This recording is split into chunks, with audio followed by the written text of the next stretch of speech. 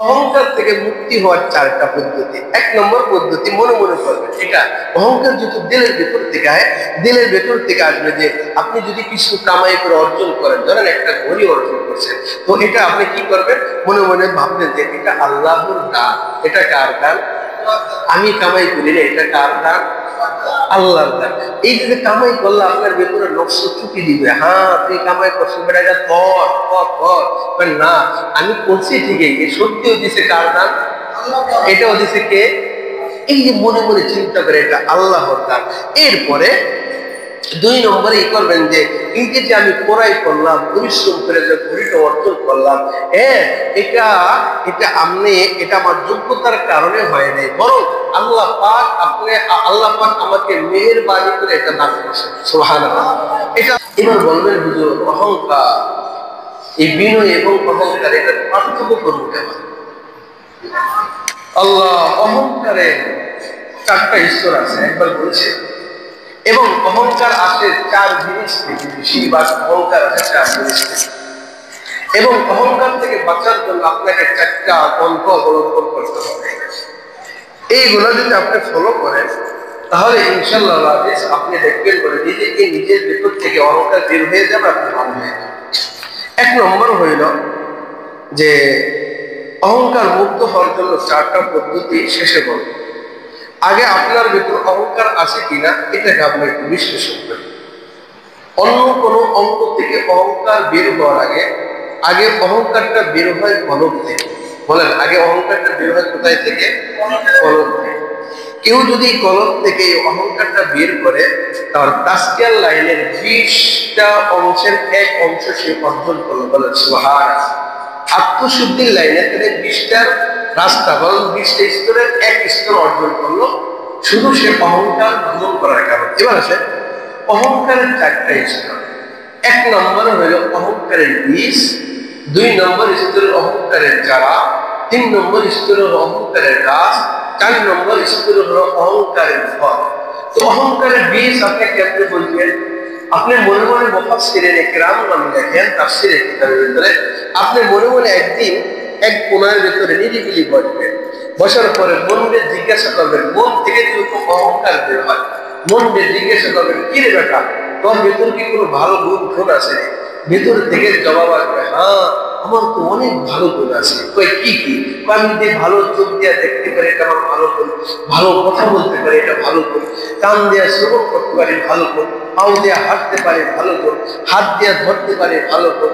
আমি আমার মুখে আস্বাদন পাই, এটা ভালো গুণ। আমার মস্তিষ্ক ভালো কাজ করে, ভালো গুণ। এরপরে আমার মনকে জিজ্ঞাসা করে, আচ্ছা এই যে তোর ভালো গুণ অর্জন হইল, এর জন্য প্রশংসা পাওয়ার যোগ্যকে? মন থেকে জবাব আসবে, গুণ যেহেতু আমার, প্রশংসা পাওয়ার যোগ্য আমি। এই যে তোমার অন্তরের ভেতর থেকে আসলো ভালো গুণ আমার, প্রশংসার যোগ্য আমি, তাহলে বলবো তোমার ভেতরে অহংকারের বীজ রোপণ হয়ে গেছে, অহংকারের বীজ ঢুকে গেছে। নবীজি বলেন এই অহংকারের বীজ যার কলমের ভেতরে শস্যের দ্বারা পরিমাণ ঢুকে গেল, সে সিধা জাহান্নামের ভিতরে চলে যাবে। নাউজুবিল্লাহ। বলেন অহংকারে কি ঢুকলে? বীজ। অহংকারে কি ঢুকলে? অহংকার বের হয় কোথায় থেকে? কলব থেকে। তাহলে অহংকার বুঝবেন কেন আমার ভিতরে বীজ আছে? নিজে নিজে প্রশ্ন করেন, ভালো দিন আসলে কয়া আছে, প্রশংসা পাওয়ার যোগ্যকে আমি। অথচ কোরআন কারিমে বলে প্রশংসা পাওয়ার যোগ্যকে আলহামদুলিল্লাহি রাব্বিল আলামিন। সমস্ত প্রশংসার মালিক কে? আমার ভালো জন্য, এটা আমার না, আল্লাহর দেওয়া। এটার জন্য প্রশংসা পাওয়ার যোগ্য কে?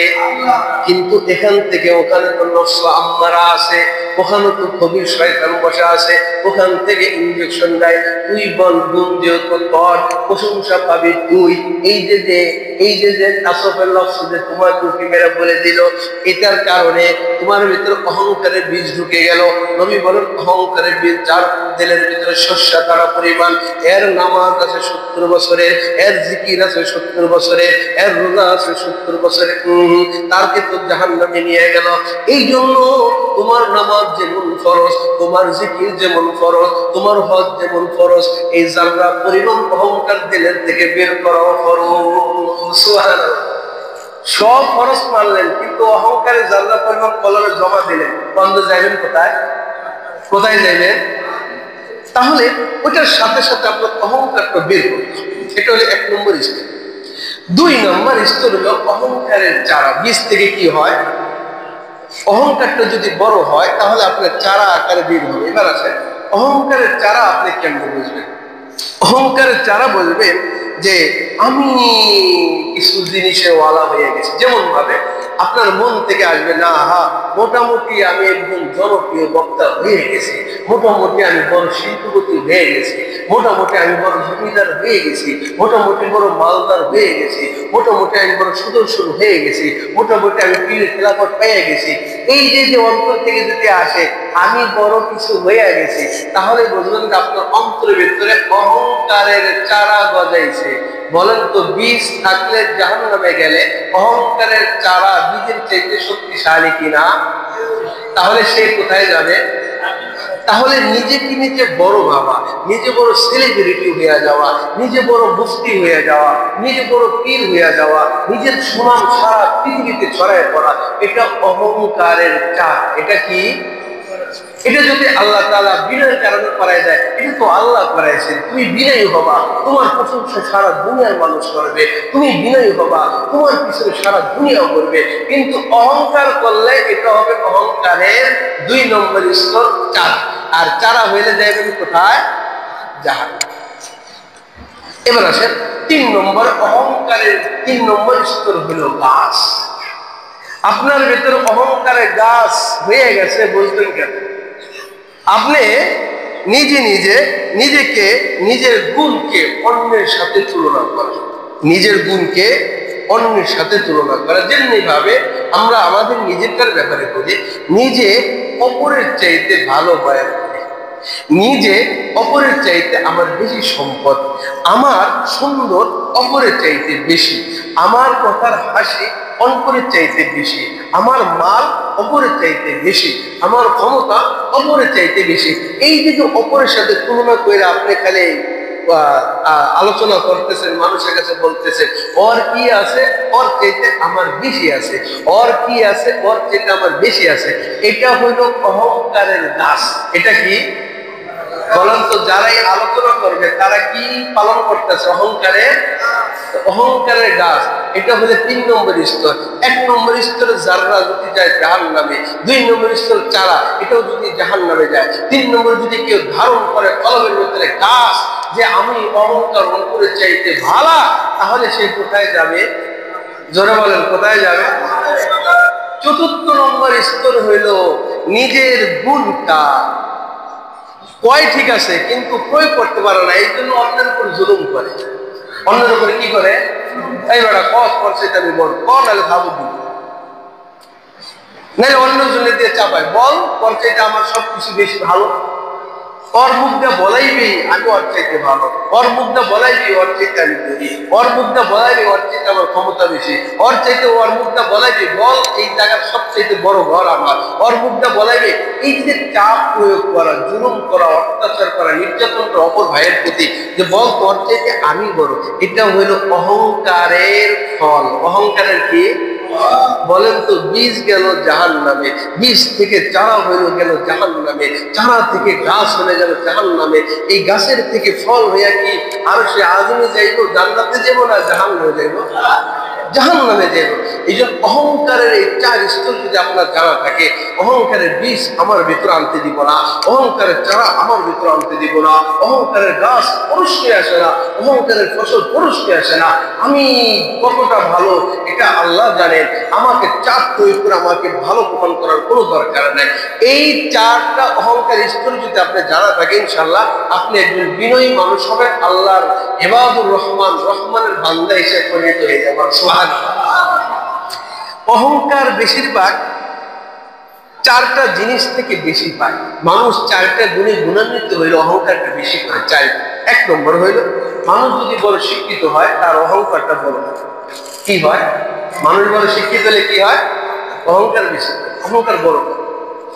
2 নম্বর স্তর হইল বেশি সুন্দর হইলে মানুষ অহংকার করে। বেশি সুন্দর হইলে মানুষ কার কোনো পাত্তা নাই, সব দূরে। 3 নম্বর অহংকার যদি কোনো মানুষ হঠাৎ বড় লোক হয়ে যায় তাহলে আর তার নাগাল ধরে গেল। হঠাৎ বড় লোক হয়ে গেলে অহংকার তার থেকে বেশি পায়। তার থেকে কি পায়? বেশি পায় হঠাৎ বড় লোক হয়ে। 4 নম্বর স্তর হইল মূর্খ লোকদেরকে মসজিদের কমিটির ভেতরে ঢুকাইলে এরা অহংকার, এদের থেকে অহংকার বেশি পায়। কারণ হচ্ছে মূর্খ। ও কয় আমি আমার মতো যে খারাপ লোক মসজিদের ইমামের মসজিদের কমিটি হইতে পারছে, ও এই গর্বে ও বাঁচে না। ও দিন বইরা গেলে এটাই কয় আমার ছেলে মেয়ে জানেন আমি মসজিদের কমিটি, আমি সভাপতি, আমি সেক্রেটারি, হ্যান ত্যান।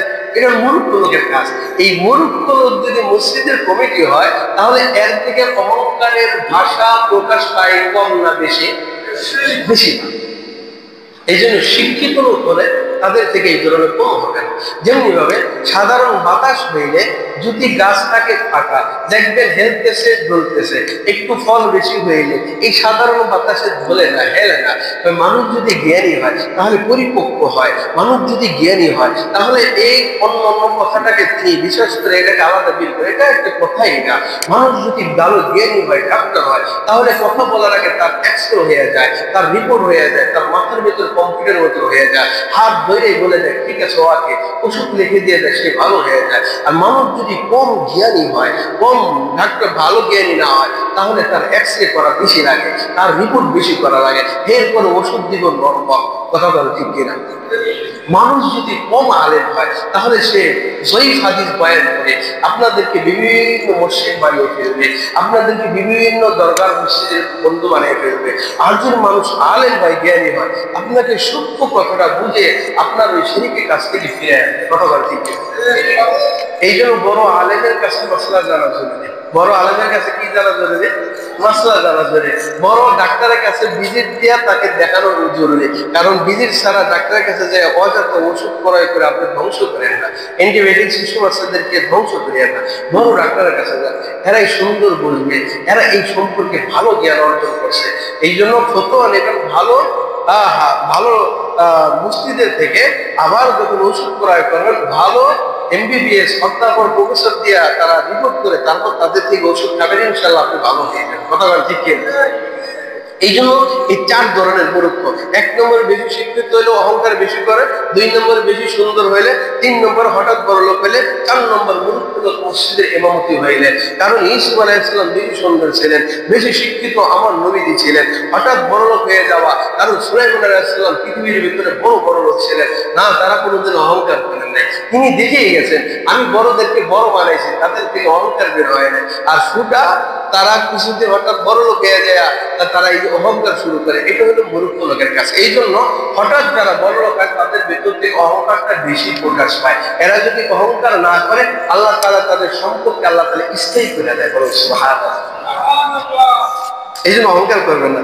অহংকার থেকে মুক্তি হওয়ার 4টা পদ্ধতি। 1 নম্বর পদ্ধতি মনে মনে করবেন। এটা অহংকার যদি দিলের ভেতর থেকে হয়, দিলের ভেতর থেকে আসবে যে আপনি যদি কিছু কামাই করে অর্জন করেন, ধরেন একটা ঘড়ি অর্জন করছেন, তো এটা আপনি কি করবেন? মনে মনে ভাববেন যে এটা আল্লাহর দান।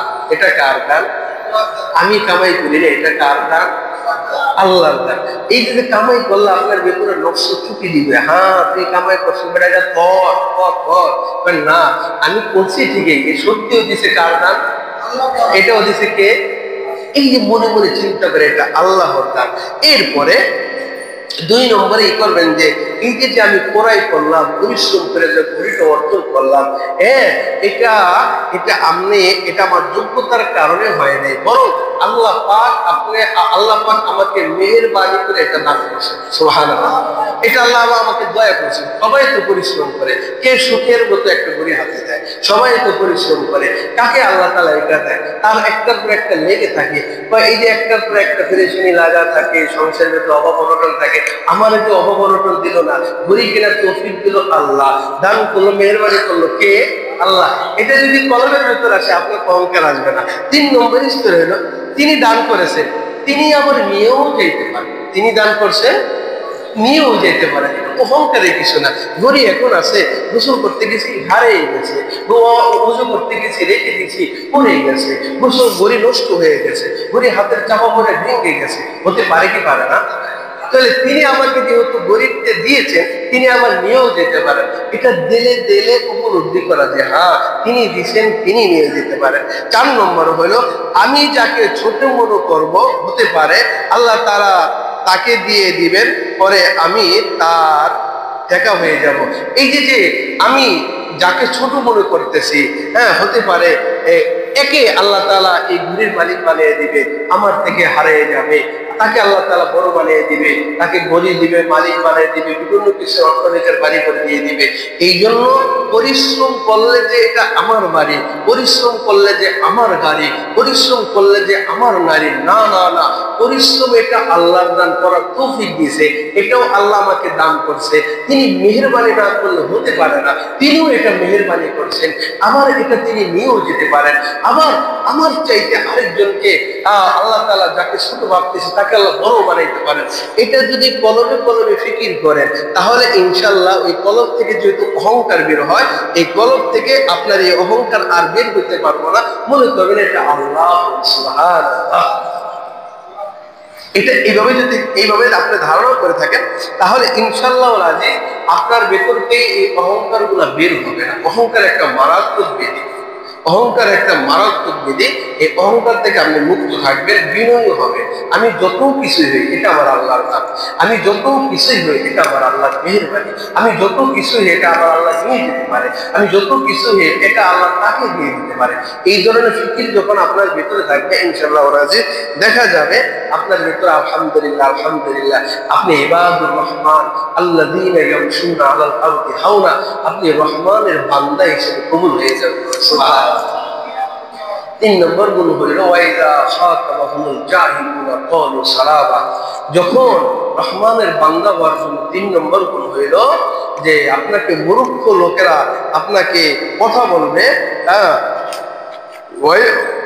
ওয়াইদা খাতাবাহুমুল জাহিলুনা ক্বালু সালামা, তারা মূর্খদের সাথে ঝগড়ায় লিপ্ত হয় না, বরং শান্তিতে কথা বলে। মূর্খ লোক আপনাকে একটা খোঁচা দিয়ে কথা বলবে, মূর্খ লোক আপনাকে একটা বড় একটা ইঙ্গিত করে কথা বলবে, বরং না এটার প্রতিবাদ না করে আপনি শান্তিতে, আপনি নরম ভাষায় আপনি তাকে বুঝিয়ে দিবেন। এটা হবে রহমানের বান্দার 3 নম্বর গুণ। সুবহানাল্লাহ। নবীদের পাশে, নবীদের সাথে সাহাবায়ে কেরাম বসা, এক সাহাবী গালি দিছে, আর একজন এক লোক একজনকে গালি দিতেছে। তখন নবীজি তাকায় তাকায় দেখতেছেন যে এই গালির জন্য সাহাবায়ে কেরাম চুপ হয়ে রয়েছেন। যে গালি দিতেছে দেখ নবীজি বলতেছে যে তুমি চুপ থাকার কারণে ফেরেশতারা এর পক্ষ হয়ে তাকে জবাব দিতেছে। বলো সুবহানাল্লাহ। আর যে গালিটা দিতেছে এই গালিটা তার উপরে যায় রাখতেছে। বলো সুবহানাল্লাহ। আর ফেরেশতারা এই ব্যক্তির জন্য শান্তির দোয়া করতেছে যিনি চুপ হয়ে রয়েছেন। এই জন্য কাউকে যদি কেউ তহমাত দেয়, তহমাত একটা গালি দেয়, একটা তহমাত দেয়, তাহলে তিনি যদি নীরব থাকে, প্রতিবাদ না করে, তাহলে ফেরেশতারা তার পক্ষ থেকে এটা প্রতিবাদ করে। এবং আল্লাহ তাআলা উনি যদি কাউকে ফাসিক বলে, তিনি যদি ফাসিক না হন, তাহলে এই ফাসিকটা গুইরা তার গায়ে লাগে। তিনি কাউকে কাফের বলছেন, কিন্তু যাকে কাফের বলছে তিনি কোনো কিছু বলেন নাই, এই কাফেরটা অটোমেটিক, তিনি যেহেতু কাফের না, অটোমেটিক তার উপরে কাফের অপবাদ চলে আসবে। তিনি একটা গালি দিচ্ছে, গালিটা তার গায়ে লেগে যাবে। এই জন্য কাউকে আমরা গালিও দেব না, কাউকে আমরা তহমত লাগাবো না। কোনো মূর্খ মানুষ যদি আমাকে গালি দেয়, কোনো মূর্খ মানুষ যদি আমাকে তহমত দেয়, ওয়াইদা খাতাবাহুমুল জাহিলুনা ক্বালু সালামা, এই যে নেককার জ্ঞানী লোকেরা বলবে, রহমানের বান্দারা বলবে, শান্তির মতো তাকে বুঝিয়ে দিবে। এটা হবে রহমানের বান্দার 3 নম্বর গুণ। সুবহানাল্লাহ। এই জন্য আমরা ঝগড়ায় লিপ্ত হবো না। কেউ মানুষ যদি কিছু কথা বলে, এটাকে শান্তির মতো তাকে বুঝিয়ে দিবে। কেউ কারো সম্পর্কে কিছু বললে, আপনার সাথে বললে, আপনি জ্ঞানী মানুষ, আপনি তাকে বুঝিয়ে দিবে, কোনো ধমক না, কোনো উগ্র মেজাজি না, তাহলে আপনি রহমানের বান্দা হতে পারবেন। আর যদি আপনি মেজাজ গরম করে ফেলান, এই বেটা কার সম্পর্কে কি কর, তাহলে আপনি রহমানের বান্দা হতে পারবেন না। রহমানের বান্দার 3 নম্বর গুণ পর্যন্ত বললাম। রহমানের বান্দা হতে হলে 11টা গুণ আপনাকে অর্জন করতে হবে। আজকে বললাম 3 গুণ। 1 নম্বর হইল গোলামি করা, 2 নম্বর হইল বিনয়ী হওয়া, 3 নম্বর হইল আপনার এই মূর্খ লোকেরা আপনাদের সাথে তর্ক করলে আপনারা এটাকে শান্তির ভাষায়, সুন্দর ভাষায় তাকে বুঝিয়ে দিবেন। আল্লাহ তাআলা আপনাকে আমাকে এই কথাগুলোর উপরে আমল করার তৌফিক দান করুন।